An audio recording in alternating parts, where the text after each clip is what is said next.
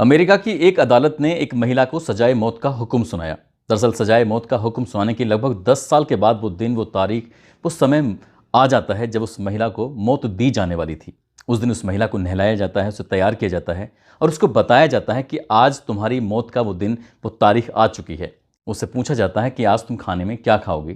तभी वो महिला कहती है कि आज मुझे भूख नहीं लग रही है, मुझे ब्लैक कॉफ़ी चाहिए। यदि ब्लैक कॉफ़ी मिल जाएगी तो ठीक है। उस महिला को ब्लैक कॉफ़ी दी गई। साथ ही उससे पूछा गया कि किसी परिवार के किसी व्यक्ति को कोई संदेश भिजवाना चाहती हो तो संदेश भी भिजवा सकती हो, लेकिन उस महिला ने साफ इनकार कर दिया। इसके बाद उसको एक कमरे में लेके जाया जाता है, उस कमरे में जहां अदालत के और पुलिस के साथ ही जेल के अधिकारी मौजूद होते हैं। इसी बीच में उस महिला की जो सज़ा थी, उसको जहर का इंजेक्शन देकर ही मारने की बात तय हुई थी। वो वक्त भी आ जाता है और जब जहर का इंजेक्शन उस महिला को दिया जा रहा था, तब वो बहुत इत्मीनान से थी। ना कोई शोर था, ना कोई शराबा था, ना कोई चीखना चिल्लाना था, ना ही वो अपने किए पे पछतावा हो रहा था। तभी डॉक्टर ने उससे कहा कि तुम्हें अपने किए पे कोई पछतावा नहीं हो रहा है, अभी तुम्हें पता है कि तुम्हारी मौत होने वाली है, कुछ देर के बाद तुम्हारी सांसें थम जाएंगी। वो मुस्कुराते हुए कहती है कि जो ज़िंदगी मैंने जी है, शायद वो ज़िंदगी इतनी बदतर थी कि आने वाली जो मौत के बाद ज़िंदगी होगी, शायद वो अच्छी हो सकती है। इसके बाद एक नया जन्म होगा और नए जन्म के बाद हो सकता है कि पूर्व जन्म की जो कहानी थी वो ज़्यादा ख़राब थी, अगला वाला जन्म अच्छा हो सकता है। कुछ इसी उम्मीद के साथ वो इस मौत को स्वीकार कर रही है। हंसते हुए, मुस्कुराते हुए उसको इंजेक्शन लगाया जाता है। इंजेक्शन लगने के बाद उसकी मौत हो जाती है और मौत के लगभग 1 साल के बाद इसी महिला का जेल के अंदर से एक इंटरव्यू होता है, जो अलग अलग टेलीविज़न पर चला था। और लोगों ने जब इस महिला की कहानी को सुना तो लोगों को बड़ा अफसोस हुआ कि वाकई इस महिला के साथ बहुत भयानक होता है, बहुत दर्दनाक होता है। आज कहानी उसी महिला की है जिस महिला ने अपनी छोटी सी ज़िंदगी में बहुत सारे दुख झेले थे। आदाब, नमस्कार, सत श्री अकाल। मैं उस्मान सैफ़ी। आज की जो सच्ची घटना मैं आपको सुनाने जा रहा हूँ, ये सच्ची घटना है अमेरिका की। दरअसल बात कर रहा हूँ 30 नवंबर साल 1989 की। एक महिला जो अकेली रहती थी, उसको खाने कमाने के लिए सिर्फ एकमात्र एक ही ज़रिया था कि वो रोड के किनारे बैठ जाया करती थी और उस रोड से जो लोग गुजरते थे उस महिला को देखकर रुक जाया करते थे। साथ ही जो लगता था कि उन लोगों में से कोई महिला को चुनता था, उसे अपनी बताई हुई जगह पर लेके जाया करता था और उसके साथ शारीरिक संबंध बनाया करता था। सब कुछ उसकी ज़िंदगी में ऐसे चल रहा था। हालांकि उसके ऊपर 2-4 ऐसे मुकदमे भी लगे हुए थे, जैसे चोरी के हैं या लूट या डकैती जैसे, या फिर उसके पास आर्म्स एक्ट जैसे मुकदमे थे। लेकिन 30 नवंबर 1989 की वो बात है। रिचर्ड चार्ल्स मैं गैलोरी एक व्यक्ति होता है जिसकी उम्र लगभग 51 साल के आसपास होती है।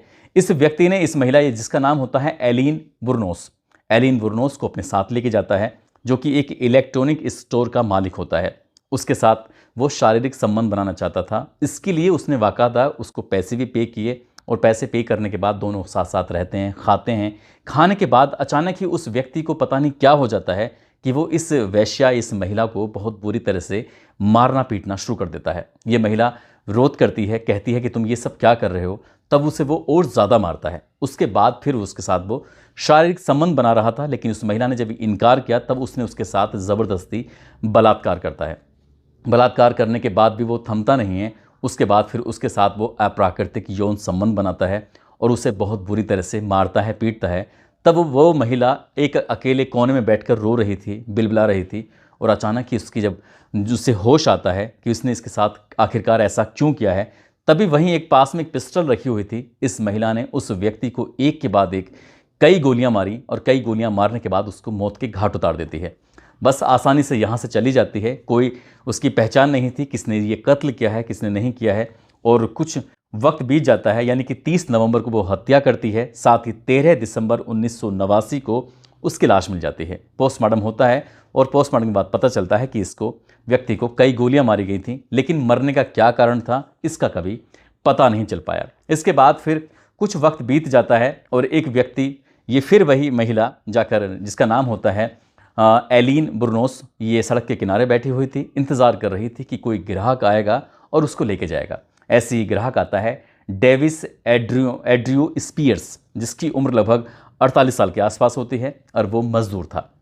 उस मजदूर ने 19 मई 1990 को इस महिला को अपने साथ लेके जाता है और साथ ले जाने के बाद उसके साथ पहली ही बार में वो अप्राकृतिक यौन संबंध बनाने की कोशिश कर रहा था।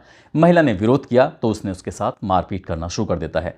जैसे ही मारपीट कर रहा था, इस महिला को गुस्सा आता है और गुस्सा आने के बाद अब ये दूसरी बार में जब अपने जा रही थी तब उसके पास अपना खुद का हथियार था और उसने एक के बाद एक अपनी पिस्टल से उसके सीने में 6 की 6 गोलियां उतार देती है और उसको भी मौत के घाट उतार देती है।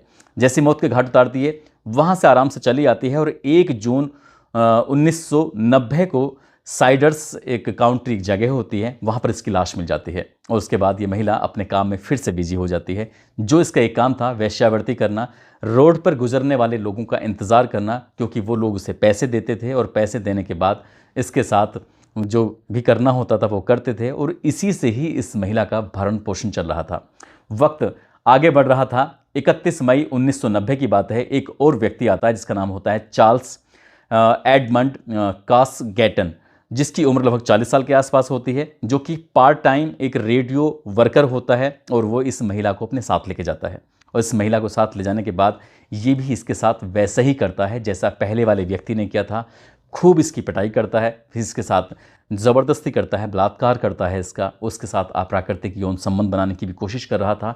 इस महिला ने विरोध किया कि ऐसा मत करो। जब वो व्यक्ति नहीं माना तब उसने उस व्यक्ति को 1-2 नहीं बल्कि 9 गोलियां उसके सीने में मारकर उसको हमेशा हमेशा के लिए मौत के घाट उतार दिया और वो मर जाता है। यानी कि 6 जून 1990 को उसकी लाश मिलती है और लाश मिलने के बाद अब जैसे जैसे ये लाशें मिल रही थी वैसे वैसे अमेरिका के उस इलाके में, फ्लोरिडा और कई आसपास के इलाकों में हड़कंप मच जाता है। पुलिस सक्रिय हो जाती है कि आखिरकार ये कौन व्यक्ति है जो लगातार हत्याएं कर रहा है और वो भी गोली मारकर हत्याएं कर रहा था।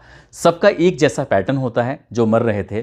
कुछ वक्त और आगे बढ़ता है और आगे बढ़ने के बाद एक व्यक्ति का नाम होता है पीटर अब्राहम सीम्स, जिसकी उम्र लगभग 65 साल के आसपास होती है, जो कि रिटायर्ड अफसर होता है। वो रिटायर्ड अफसर भी इस महिला को, जिसका नाम एलिन बुर्नोस होता है, इसको अपने साथ इसके साथ शारीरिक संबंध बनाने के लिए, क्योंकि ये वैश्या थी और ये अपनी मर्जी से लोगों के साथ जाती थी। जो लोग इसके साथ ज़बरदस्ती नहीं करते थे, जो लोग इसके साथ आराम से इत्मीनान से शारीरिक संबंध बनाते थे, उनके साथ तो ये ठीक रहती थी। लेकिन जो व्यक्ति इसके साथ गंदी हरकत करता था, इसको मारता था, पीटता था या इससे अभद्रता करता था, तो इसे गुस्सा आता था और इसी वजह से वो उनकी हत्या करती थी। यानी कि इस व्यक्ति जिसका नाम होता है पीटर अब्राहम सीम्स, इसकी भी ये हत्या कर देती है और हत्या करने के बाद इसकी लाश तो मिलती नहीं है, लेकिन 4 जुलाई 1990 को फ्लोरिडा में इसकी कार मिलती है और लाश कभी फिर इसकी मिली ही नहीं थी। वक्त और आगे बढ़ता है। आगे बढ़ने के बाद ट्राय यूजीन ब्रेस नाम का एक व्यक्ति होता है। 31 जुलाई 1990 को इस महिला के संपर्क में आता है। इसके साथ वो वेश्यावृत्ति करने के लिए जो इसका काम था उसे अपने साथ लेके जाता है और ये भी व्यक्ति इसके साथ मारपीट करता है, इसके साथ गंदा और घिनौना कृत्य करने की कोशिश कर रहा था ज़बरदस्ती। इस महिला ने विरोध किया और विरोध करने के दौरान इसको 2 गोली मारकर इसको भी मौत के घाट उतार दिया जाता है। लेकिन 4 अगस्त 1990 को इसकी लाश मिलती है। मैरियन काउंटी एक जगह होती है, वहाँ पर लाश मिलती है। और जब लाश मिल रही थी तो इसी हिसाब से, क्योंकि 12 महीने में 7 अलग अलग लाशें मिलती हैं, अलग अलग जगहों पर मिलती हैं, पुलिस और प्रशासन में हड़कंप मच जाता है। पुलिस ये जांच का विषय बन जाता है कि आखिरकार लगातार ऐसी हत्याएं क्यों हो रही हैं। कुछ लोगों के जो शव मिलते थे वो नग्न अवस्था में मिलते थे, कुछ लोगों के शव मिलते थे वो ठीक अवस्था में मिलते थे, लेकिन ज़्यादातर लोगों ने शराब पी हुई होती है जब उनके पोस्टमार्टम होता है। आगे वक्त बढ़ता है। चार्ल्स रिचर्ड डिक एक व्यक्ति का नाम होता है, जो कि एयरफोर्स का रिटायर्ड ऑफिसर होता है। 1990 की बात है, 11 सितंबर का वो दिन था। उस व्यक्ति ने भी इस महिला को अपने साथ ले जाने के लिए बातचीत की और बातचीत करने के बाद जब इसके साथ लेके जाता है तो वो व्यक्ति भी इसके साथ ज़बरदस्ती करता है। और ज़बरदस्ती, इस बीच में कई ग्राहक उसके पास आते थे, लेकिन जो ग्राहक इसके साथ गलत काम ज़बरदस्ती नहीं करता था तो उसके कुछ भी नहीं कहती थी, लेकिन जो इसके साथ ज़बरदस्ती करता था उसी के साथ ही ऐसी हरकत करती थी और उसको व्यक्ति को भी उसने 7 गोली मारी। यानी कि चार्ल्स रिचर्ड डिक को इसने 7 गोली मारी, उसको भी इसने मौत के घाट उतार दिया। और वक्त फिर आगे बढ़ता है। यानी कि वाल्टर जेनो एंटोनियो एक व्यक्ति और होता है जो कि ट्रक चालक होता है। उस हाईवे से गुजर रहा था, उससे वो महिला दिखाई देती है, उसको वो अपने साथ ले जाकर उसके साथ शारीरिक संबंध बनाने की कोशिश कर रहा था। जब वो इस व्यक्ति के साथ मिलती है, बातचीत करती है, तो ये व्यक्ति भी इसके साथ वैसी हरकत कर रहा था। तभी इस व्यक्ति को भी वो 4 गोली मारती है, मौत के घाट उतार देती है। जब 4 गोली मारकर मौत के घाट उतार रही थी और ये इस व्यक्ति को ले जाते हुए, यानी कि जिसका नाम होता है वाल्टर जेनो एंटोनियो, जब ये व्यक्ति इस महिला को लेके जा रहा था, तभी एक बुजुर्ग व्यक्ति की इस व्यक्ति पर, इस महिला पर नज़र पड़ती है और उसके बाद फिर वो व्यक्ति गायब हो जाता है। जब उसकी लाश के फोटो अखबारों में प्रकाशित होता है, तब उस व्यक्ति ने जाकर पुलिस को कंप्लेंट की। उसने कहा कि एक महिला के साथ मैंने इसे आखिरी वक्त देखा था। उस महिला का एक स्केच तैयार किया जाता है और जब स्केच तैयार किया जाता है तब उस महिला की तलाश शुरू हो जाती है। उस महिला के संपर्क में बहुत सारे लोग आए थे और जो लोग आए थे उन्होंने कहा था कि ये महिला तो वेश्यावृत्ति का धंधा करती है और इसीलिए अब हो सकता है कि कोई और वजह रही हो इसके साथ हत्या करने की। लेकिन पुलिस ने जब उसका स्केच बनाया, उसको तलाश करने के लिए मीडिया में लगातार, अखबारों में खबर प्रकाशित हो रही थी, टेलीविज़न पर लगातार खबरें चल रही थी, तब इस महिला को गिरफ्तार किया जाता है और गिरफ्तार करने के बाद इसका कोर्ट में केस चलने लगता है। कोर्ट में केस चलने लगता है और जिस आखिरी व्यक्ति को लेके जाते हैं, लेके साथ जाती है, उस व्यक्ति के पास बहुत सारे सबूत होते हैं जो इस महिला से मैच कर जाते हैं, बहुत सारी चीज़ें होती हैं जो मैच करने के बाद फिर इस महिला को सज़ा सुनाई जाती है। और जब पुलिस इससे जांच पड़ताल करती है तो जांच पड़ताल करने के बाद इसने उस हत्या को नहीं बल्कि बाकी जो इसने सारी हत्याएं की थी, सारी हत्याओं को ये स्वीकार कर लेती है। कहती है कि मैंने इन लोगों की हत्याएँ इसलिए की थी। अब हत्या करने की जो वजह सामने आती है, उसके बाद फिर अदालत इसको सजाए मौत का हुक्म सुनाती है। कहती है कि 9 अक्टूबर 2002 को इस महिला को जहर का इंजेक्शन देकर हमेशा हमेशा के लिए मौत की नींद सुला दिया जाए। जब ये तय हो जाता है, लेकिन साल 1992 में ये तय होता है और धीरे धीरे करके वक्त आगे बढ़ने लगता है। कुल मिलाकर लगभग 10 साल के आसपास का वक्त बीत हो जाता है। इसी बीच में एक फिल्म निर्माता होते हैं जिनका नाम होता है निक ब्रूमफील्ड, जो कि फिल्में बनाया करते थे। एक दिन वे जेल में जाते हैं। जेल में जाने के बाद इस महिला के पास जाकर कहते हैं कि मैं तुमसे कुछ बातचीत करना चाहता हूँ, यानी कि एलिन बुर्नोस के पास जाने के बाद उससे सहमति मांगते हैं। अदालत से भी सहमति होती है, पुलिस वालों से भी सहमति होती है। इस महिला से मुलाकात होती है और वो कहते हैं कि मैं आपका इंटरव्यू करना चाहता हूँ, मैं आपकी ज़िंदगी के कुछ पन्नों को पलटना चाहता हूँ, मैं देखना चाहता हूँ, मैं जानना चाहता हूँ कि आखिरकार तुमने 7 लोगों का कत्ल क्यों किया था, क्या वजह थी। जब ये बात आती है तब इस महिला ने अपनी ज़िंदगी से जुड़ी हुई कहानी को रिकॉर्ड कराया और रिकॉर्ड कराने के बाद जब इसे मौत की सज़ा मिल जाती है तो मौत की सज़ा मिलने के ठीक 1 साल के बाद वो जो इंटरव्यू होता है वो डॉक्यूमेंट्री के रूप में लोगों के सामने आता है। दरअसल कहानी शुरू होती है 3 जून 1954 से। एक मिशिगन रोचेस्टर एक जगह होती है अमेरिका में, वहाँ पर एक महिला होती है, इसका नाम होता है डायने बुर्नोस, जो कि जिसकी उम्र लगभग 14 साल के आसपास होती है। एक व्यक्ति होता है जिसकी उम्र 18 साल, जिसका नाम होता है लियो पिटमैन। दरअसल 3 जून 1954 को ये दोनों शादी कर लेते हैं। शादी करने के बाद जब 1 आध साल बीत जाता है तब इसको एक बेटा पैदा होता है साल 1955 में। 1955 में बेटा पैदा हो जाता है। कुछ वक्त और आगे बढ़ता है। जब आगे बढ़ रहा था तब इन तो पति और पत्नी के बीच में, यानी कि डायने बुर्नोस और उसके पति लियो पिटगैन के बीच में झगड़े होने लगते हैं। झगड़े कुछ ज़्यादा ही बढ़ रहे थे। तभी इस महिला डायने ने अदालत में अर्जी दी कि मैं अपने पति से अलग रहना चाहती हूँ और मुझे इसके साथ बिल्कुल भी नहीं रहना है। 1955 में इसको बेटा पैदा हो जाता है। लगभग 1 साल के बाद इसको ये तलाक की अर्जी इसकी स्वीकार कर ली जाती है साल 1956 में। और जब ये तलाक की अर्जी इसकी स्वीकार कर ली जाती है तब इस महिला को पता चलता है कि वो प्रेग्नेंट हो चुकी है, उसके पेट में एक बच्चा पल रहा है। 29 फरवरी 1956 को उसको एक बेटी पैदा होती है और जब बेटी पैदा होती है तो 4 साल तक वो अपनी माँ के साथ रहती है, यानी कि डायने के साथ रहती है। और 4 साल के बाद वो उस बेटी को छोड़कर वहाँ से चली जाती है, यानी कि वो उस बेटी को अपनी माँ अपने पिता दोनों को दे देती है। और ये नाना और नानी के पास इसकी परवरिश हो रही थी। नाना और नानी की आदतें कुछ ज़्यादा ख़राब थीं जिसकी वजह से वो इस लड़की पे ज़्यादा ध्यान दे नहीं पा रहे थे। जब ध्यान नहीं दे पा रहे थे, जैसे इनका शराब पीना, इस तरह की गंदी आदतें थीं और वो लड़की बड़ी हो रही थी धीरे धीरे। जब 6 साल की होती है तब एक व्यक्ति उसके साथ अश्लील हरकतें करता है, गंदी हरकतें करता है। वो लड़की डर की वजह से किसी के सामने कुछ विरोध भी नहीं कर पाती। और जैसे जैसे वक्त आगे बढ़ रहा था वैसे वैसे इसकी जो नाना और नानी होते हैं इस पर ध्यान नहीं देते थे। कई बार वो भूखी ही स्कूल चली जाया करती थी। जब स्कूल पहुंचती थी तो उसकी जो साथी होते थे वो उसके साथ यौन संबंध बनाते थे, यानी कि जो भूख लगती थी तब भूख में जब खाना चाहिए होता था तो इसकी क्लास के ही स्टूडेंट होते थे जो इसके साथ रेप करते थे, उसके साथ वो गंदी हरकतें किया करते थे। अब इस लड़की ने इसका विरोध भी नहीं कर पा रही थी। आखिरकार वक्त ऐसे आगे बढ़ता चला जाता है। जब वो 11 साल की होती है तब उसकी आदतें इतनी ख़राब हो जाती हैं कि सिगरेट पीना, ड्रग्स लेना, शराब पीना, बहुत सारी गंदी आदतें इसके अंदर शुमार हो जाती हैं। और जैसे जैसे ये बड़ी हो रही थी, ठीक वैसे वैसे इसकी आदतें भी वैसी वैसी गंदी हो रही थीं।